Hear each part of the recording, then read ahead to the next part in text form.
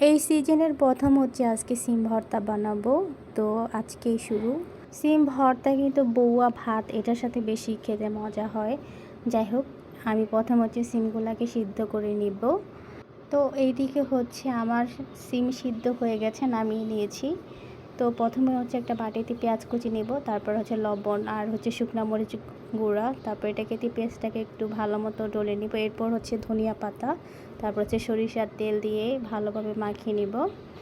আর হচ্ছে শীতকালে সিম ভর্তাটা বেশি মজা লাগে। সিম দিয়ে যাই রান্না করা হোক না কেন, মাছ যেটাই খেতে খুব ভালো লাগে ধনেপাতা দিয়ে রান্না করলে। তো ধনেপাতা দিয়ে ভর্তা বানানো কিন্তু খেতে খুব মজা হয়। তো আজকে হচ্ছে এই সিজনের প্রথম ভর্তা বানাচ্ছি, এরপর থেকে চলতেই থাকবে, কারণ শীতের দিনে সবজি যে কোনো কিছুই খেতে ভালো লাগে।